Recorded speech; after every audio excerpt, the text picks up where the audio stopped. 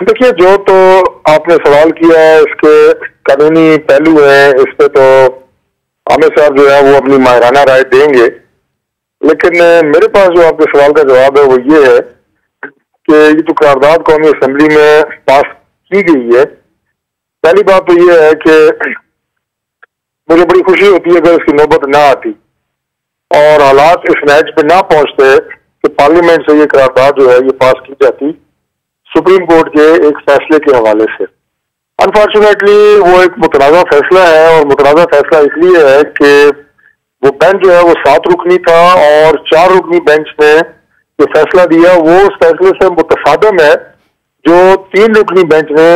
Honourable chief justice साहब की सरबराही में दिया। तो लिहाजा हम उस 4 रुकनी फैसले की सपोर्ट कर रहे हैं और हम समझते हैं कि वो फैसला वैलिड है, जबकि जो अकलीती बेंच का फैसला है आप उसकी बात कर रही हैं और बहुत सारे लोग ज़ाहिर है उसकी सपोर्ट कर रहे हैं कि वो फैसला जो है उस पर अमल दरामद को यकीनी बनाया जाए। तो पार्लियामान आप ये कहें कि उसने अपना एक सेंस दिया है। पार्लियामान की करारदाद सुप्रीम कोर्ट के जजेस को ना तो वो हटा सकती है ना हटा रही है और ना उस फैसले को वो अंडू कर रही है, बल्कि उसने उन्होंने अपना एक माइंड दिया है, एक सेंस दी है कि खुदा के लिए पाकिस्तान का ये एक इंतहाई हसास मामला है, इंतहाई नाजुक मोड़ है। इस पे किसी की भी, मैं इमरान खान साहब की बात कर रहा हूँ, अनाज की तस्कीन के लिए उनकी जिद के आगे जो असम्बलियां जिस तरह तोड़ी गई वो भी आपने देखा।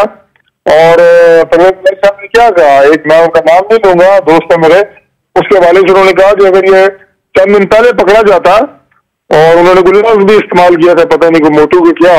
ये अगर चंद दिन पहले पकड़ा जाता तो असेंबली पंजाब की पास जाती है ना टूटती। अब ये दोनों बातें अगर आप सामने रख के देखें तो आपको पता लगेगा कि पंजाब की असेंबली वज़ीर आला की ख्वाहिश पे नहीं तोड़ी गई, जबरदस्ती तोड़वाई गई, अनाज की तस्कीन के लिए तोड़वाई गई। आज जब इलेक्शन की बात की जा रही है तो ये बात बिल्कुल आइन में लिखी है कि 90 दिन में इलेक्शन होगा असेंबली के टूटने के बाद, लेकिन आइन में तो ये भी लिखा है कि जब पंजाब का इलेक्शन होगा तो मरकज में जो गवर्नमेंट होगी वो केयर टेकर होगी, जो कि नहीं है। ये भी आइन से मुतसादिम है। और आइन में ये भी लिखा है कि जब कौमी असेंबली के इलेक्शन होंगे तो सूबों में केयर टेकर गवर्नमेंट्स होंगी। आज जब अक्टूबर में अगर असेंबली के इलेक्शन होते हैं कौमी असेंबली के, तो पंजाब में तो केयर टेकर गवर्नमेंट नहीं होगी। अगर ये इलेक्शन हो जाते हैं अभी मई में तो वहां पे तो केयर टेकर गवर्नमेंट नहीं होगी। तारिक साहब, एक ऐसा मसला, बस आखिरी जुमला कह रहा हूँ,